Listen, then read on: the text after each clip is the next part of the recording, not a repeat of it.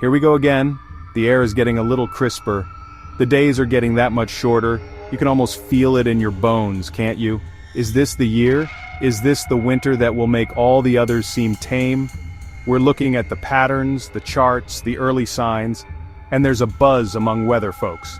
The big question: will winter 2025-2026 unleash a season of cold and snow that could shatter records we haven't seen in a decade?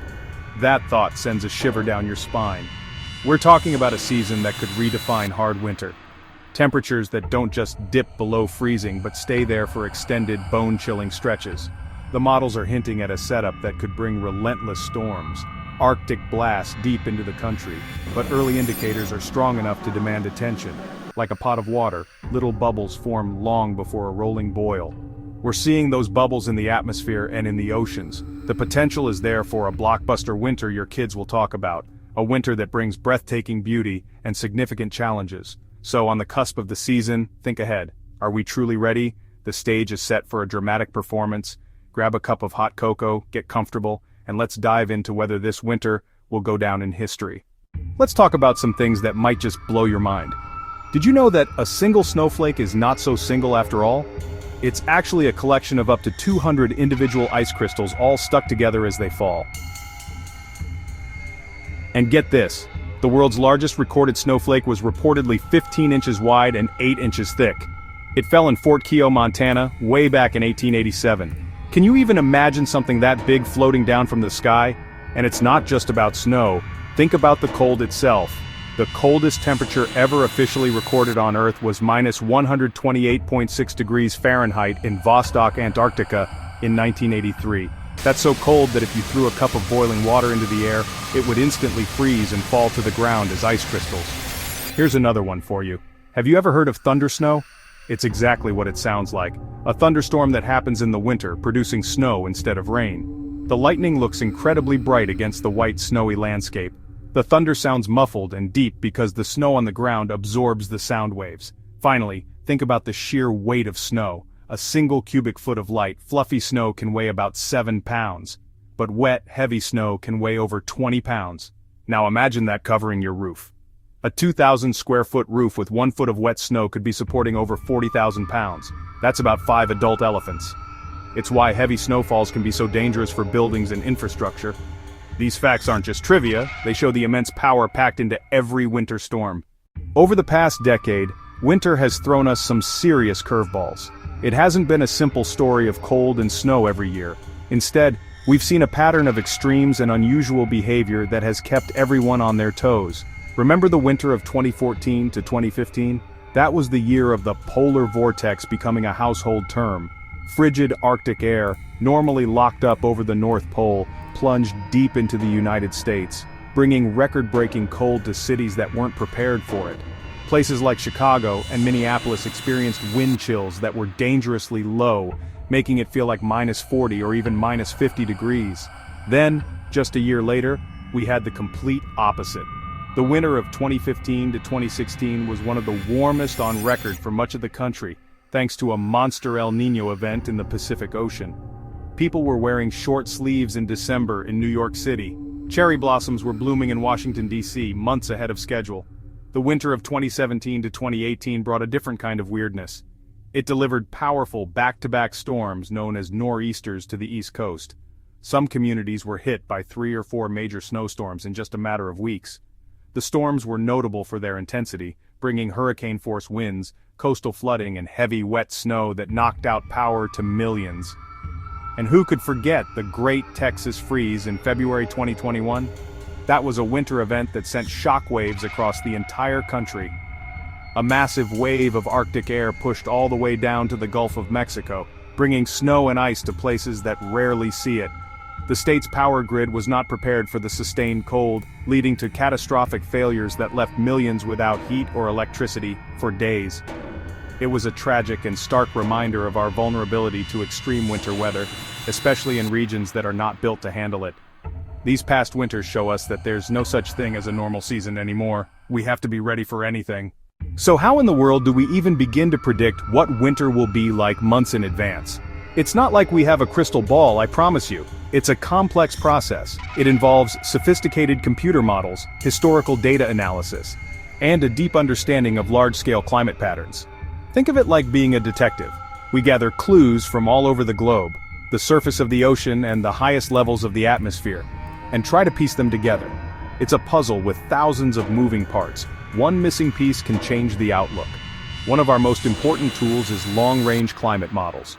Powerful supercomputers simulate the Earth's climate. We feed them current data, ocean temperatures, sea ice extent, and they run millions of calculations. They don't give day-to-day forecasts. They provide probabilities. But we can't rely on computers alone. We use analogs, digging through historical weather records. Example, a developing La Niña, certain Atlantic conditions. We look at past years with that combo. Did those years bring heavy snow to the Northeast? Were they unusually cold in the Midwest? Ultimately, forecasting synthesizes everything. We combine model projections with analogs and apply knowledge of drivers. El Niño, La Niña, atmospheric oscillations. It's high-tech science plus human interpretation. We express forecasts as probabilities and confidence levels. There are always wild cards, but this process gives us the best glimpse to prepare for winter's potential fury. When we talk about what makes a winter bitterly cold or incredibly snowy, we're often looking at a few key players that act like global puppet masters, pulling the strings of our weather from thousands of miles away.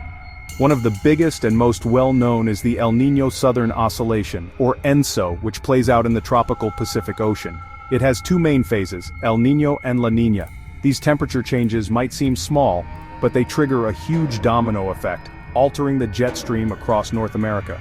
This year, all eyes are on a strengthening La Niña.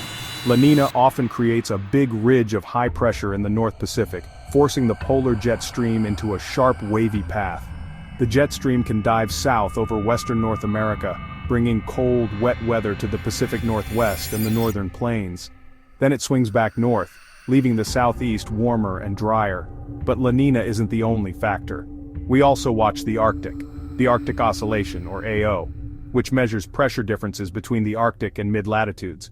Positive AO, strong low over the pole keeps cold air bottled up. Negative AO, that polar low weakens, the vortex goes wobbly, and chunks of Arctic air break off, plunging southward into Europe, Asia, North America.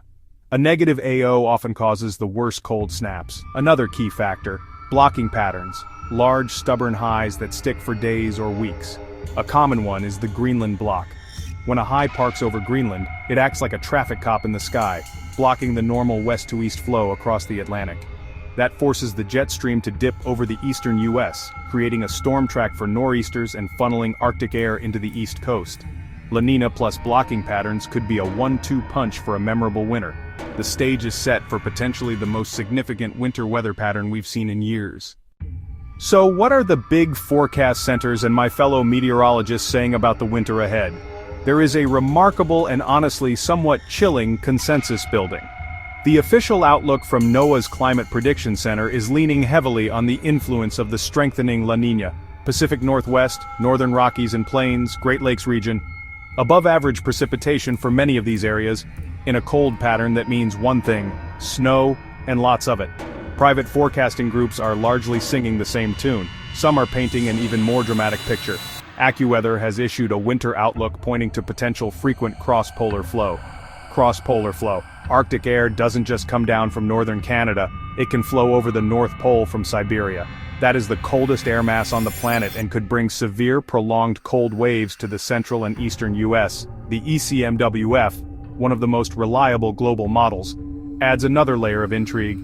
Its recent runs hint strongly at the development of a Greenland block in January and February. If that verifies, it would be a game-changer for the East Coast. The storm track could lock along the coast, increasing the chance for major nor'easters and blockbuster snow for cities like Washington, D.C., Boston, Portland, Maine. My take, this winter looks very front-loaded with cold and snow. November and December could get off to a very fast, harsh start.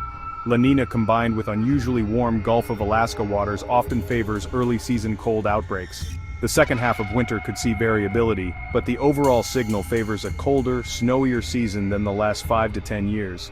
It's time to take the threat of a severe winter very seriously. Too many signals are pointing the same way to ignore. To understand what a truly record-breaking winter can feel like, we only need to look back at some of the most extreme seasons from the last decade. These winters serve as powerful case studies. Take the winter of 2013 to 2014. It was dominated by a weak polar vortex. Chicago experienced one of its coldest and snowiest winters on record. Temperatures didn't climb above zero on 10 different days. The city was buried under more than 80 inches of snow. The Great Lakes were almost completely frozen over. Then the winter of 2014 to 2015 hit New England, particularly Boston. It became legendary for relentless, soul-crushing snowfall. It wasn't just one or two big storms, it was an onslaught over about 30 days. A series of blizzards dropped more than 100 inches of snow. Snowbanks grew into towering mountains, reaching over the tops of street signs. The public transit system ground to a halt.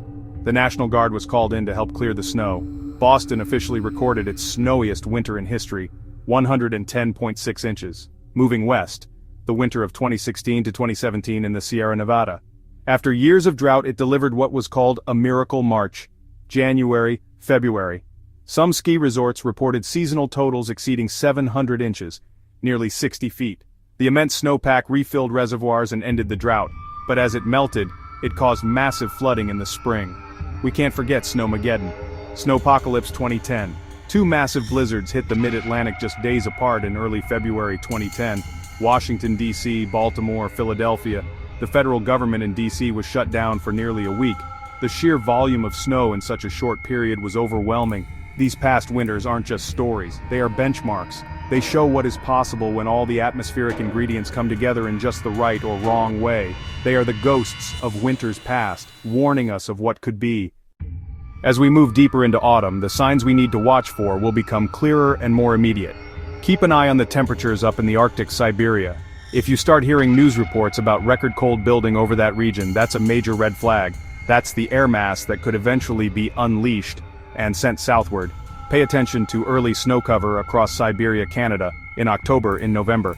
A rapid expansion of early season snow cover can reinforce the cold air. We'll be monitoring the jet stream closely.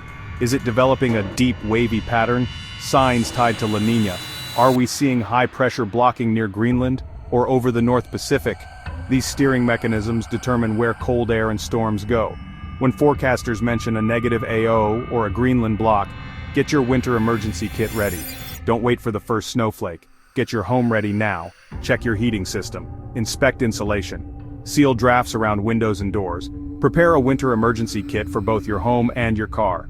Home kit: flashlight, batteries, portable radio, non-perishable food, water, warm blankets. Car kit: shovel, sand, cat litter, jumper cables, ice scraper. Stay informed. Listen to local forecasts every day. Get real-time weather alerts on your phone. Sign up with a trusted source. If a storm is approaching, take warnings seriously, adjust travel plans if possible. Make sure you have enough supplies to last a few days at home. Preparation is the key to weathering any storm safely and comfortably. This winter has the potential to be one for the ages, but if we watch the signs and get ready now, we can face whatever Mother Nature sends our way. Stay safe and stay warm.